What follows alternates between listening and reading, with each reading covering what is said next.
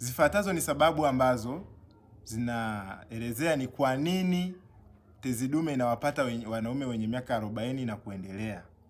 Jambo la kwanza kabisa ni umri kuongezeka.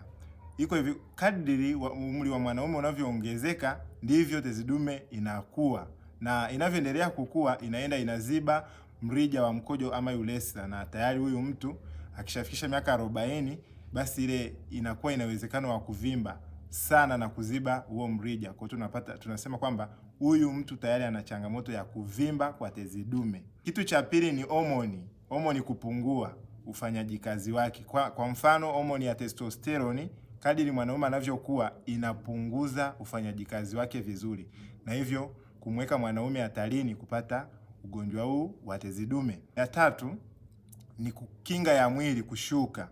Mwanaume anapofikisha miaka kuanzia 40 na kuendelea, kinga yake ya mwili inashuka, na hivyo anakuwa hatarini sana kushambuliwa na magonjwa mbalimbali.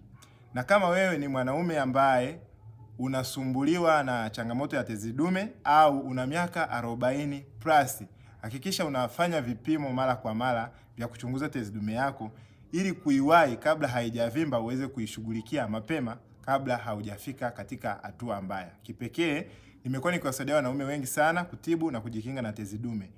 Kumbuka, usingoje dalili kuwa kali, hakikisha unaishughulikia mapema na kupima mapema ili kuepuka madhara ya hapo baadaye.